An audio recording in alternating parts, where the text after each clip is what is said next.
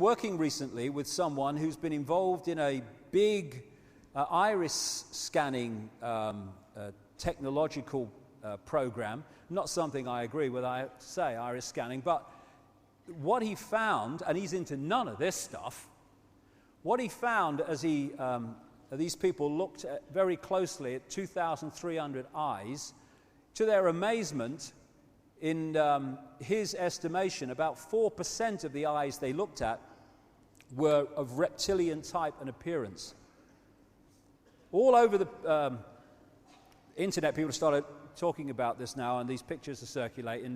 This might be probably is just a trick of the light, but it's very symbolic of what we're looking at. That was on the front of the 14 Times, taking the piss out of me. I thought, thank you very much. Nice picture. I'll have that. Very symbolic. And it's all these other people and all that stuff. And another thing that you find is a number of therapists have sent me pictures. This is a common theme. Therapists working with satanically abused people, trying to get their minds back after all this abuse, and sexually abused people that have been in these mind control projects. And it's a very consistent theme that when these people who've been victims of this, they use a lot of drawing to try to draw out their memories. Again and again, what they draw are people with reptilian eyes. These are actually drawn by a satanically abused person, and these were sent to me with their permission by their therapist. Again, Roman Polanski, was talking from knowledge, shall I put it, when he made that film Rosemary's Baby in the 60s with Mia Farrow. And for anyone who doesn't know about that, if you can get hold of a copy, it's worth watching. Mia Farrow is pulled in unknowingly because they want her to interbreed with one of these non-human entities to give birth to a child of the bloodline. And this satanic group get hold of her, and they put her under mind control, and they impregnate her and stuff. And towards the end of the film, when she starts to realize what's going on, she goes into this apartment where it all went on, and memories start to come back, and she sees the baby she gave birth to in a non-conscious state, and you have a quick flash of it in the movie, and it's a reptilian baby with reptilian eyes. Well, Polanski should know, let's put it that way. All the way through history, you have this theme of possession and of fighting the snake or fighting the dragon and all the rest of it. That's the theme I'm talking about, and it's the software hybrid bloodline, which has led to hybrid people, possessed people, being in positions of power. So you look at the human level, but what's behind it? What's behind it? Now, I know something bloody strange is behind this bugger. I know from personal experience. Just very quickly, because I've told this story before. I was in a television, this is the 1980s, 1989. The Green Party, who I was speaking for at the time, had this one big election result in 89, the European elections, and I was asked to go along to Sky Television to comment as the results came in, because it was obvious we were going to do better than we've done before. And I go in to Sky Television, and I walk in, and they send me into this makeup room, and the door was open, and she leads me in, and I think the place is empty. And she sits me down, she says, someone will be along in a moment, and walks off. And as I turn, as she walked off, I'm looking down to my right, and there's Ted Heath, Prime Minister of Britain from 1970 to 74, the man who signed us into the European Union as it became. And he's sitting there. He's just been interviewed, apparently, waiting to have his makeup taken off. So, I looked at him. I said, all right, mate, how you doing? All that stuff. Never said a word. He's staring at the mirror on the wall, and he just turned his body, his chair, and he looked at me. Never said a word throughout, ever. He looked at me with a strange look, and then his eyes started at the top of my head, and they slowly went down to my feet, and then went back again. Scanning me is all I can describe it as. And when he got back to the top, he turned and he looked at the mirror. That was kind of strange enough. But when he was doing the scanning, his eyes went completely black. The whites, the bloody lot. I found this picture on the internet, which I think is done by some kind of contact lens or something, but it absolutely encapsulates what I saw. This total blackness. And what I was doing then, when I got into this stuff and I'm traveling around, I started coming across people who talked about these black-eyed people that they'd seen. I think, bloody hell, I've seen that. And I looked on the internet a few weeks ago. I did a little newsletter about this, and I found a number of references to people telling about their experiences of the black-eyed people. Now, when I looked at Heath's eyes in that black state, there was no point where I made eye contact with him. I was looking through him into something else. They were like two black holes. And then, of course, I've gone home to my family and said, you know, you never guess what's happened with me and Ted Heath tonight, what I've seen. But, of course, what is it? I have not got a clue. It's very strange. Then you get on with your life. But later I realized what I'd seen. I'd looked through into another dimension, to the dimension of the entity that's possessing this guy, or possessed him. And this is what is happening with so many of these fellas. Gold, he doesn't have to shift, does he? Cheney. You know, and so you're putting different people into power, but what you're putting into power is the same force. They only appear different because when you decode their 5-sense visible light level, they look different humans, but not necessarily so. And for me, a lot of these people are what I call sentient programs, or what the Matrix movie called sentient programs.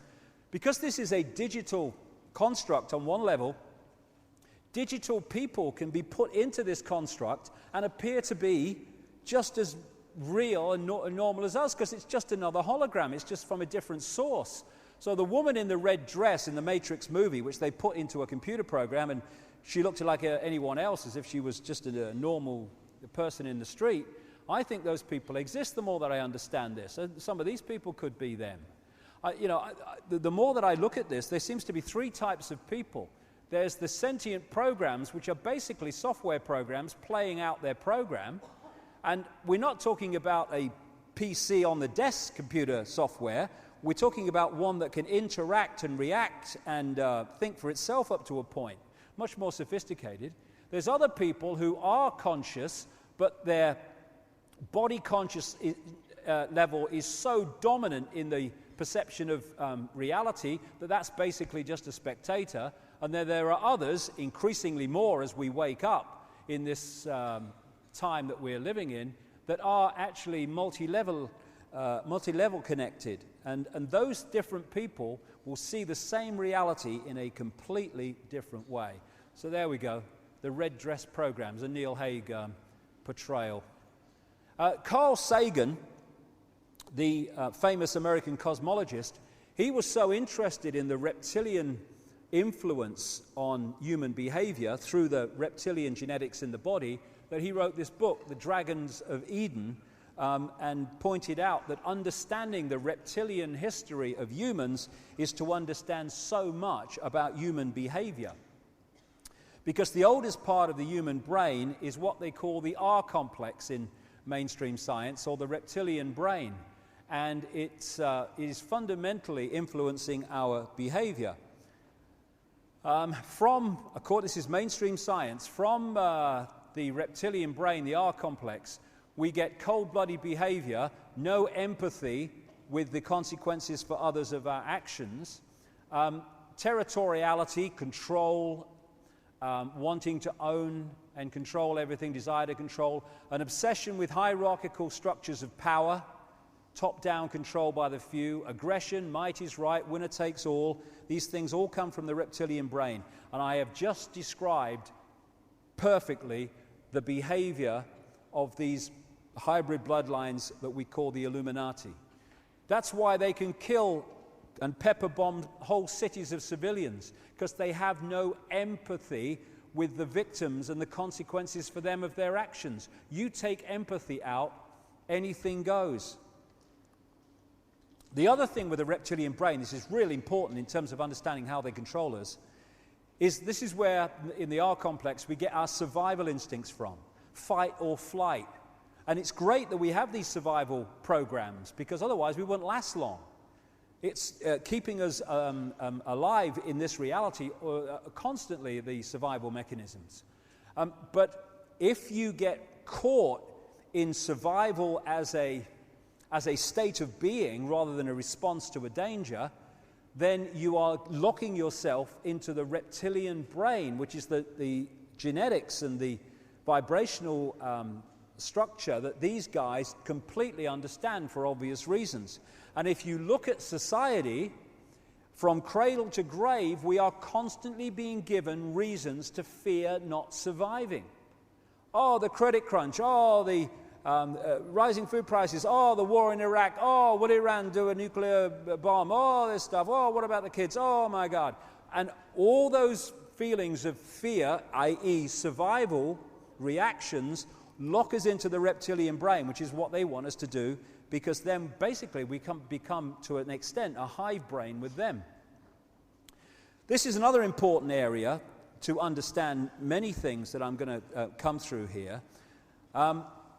They're energy vampires. They vampire human energy of a certain kind. And therefore we are manipulated to produce that energy, which they then absorb. It's their power source. It's their source of energetic power.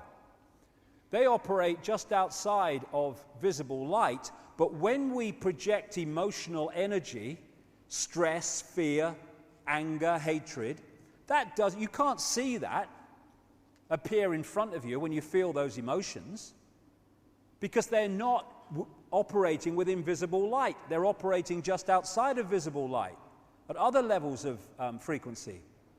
And so when we are feeling those emotions and generating that energy resulting from them, they are pouring out of us into these other levels of reality, which is where these entities operate, and they absorb that energy. This lady, Giuliana Conforto, is a trained astrophysicist who wrote this book and many others about the nature of reality through the scientific perspective, but with an open mind, right brain perspective. And she talked to me, I had a long chat with her once for many hours. She talked to me about the existence of interspace planes. If you take this here to be the physical world we're in, and this to be the next dimension, she said there are neutral zones between these dimensions, which she said, if you operate there, you're going to need to find yourself an energy source, because there ain't one there. I rang Credo Mutwa, and I said to him what she said to me. I said, is there anything in your culture that talks about the same thing? Oh, yes, he said, we call them the heaven between heavens. He said, and that's where the reptilians are, or the Chitahuri, as he calls them. So here we have the physical world, which, well, quote, that we live in. Here is the non-physical world, and then you have this neutral zone. This is where they operate from, and vibrationally it's really, really close to visible light, and they are absorbing energy from our emotional output into these realms. And I found this in the War Memorial in Canberra, Australia, in the area of the Tomb of the Unknown Warrior. And when you look at who's paid for this war memoriam, it's like a who's who of the Australian Illuminati. And they have these very strange pictures around the thing of soldiers with this energy coming out of them, and just above it are these reptilian entities almost guarding this. And in many ways that's so symbolic of what we're looking at, feeding off that energy. This is another Neil Haig picture of going across these interspace planes and becoming connected without that interference coming from this level.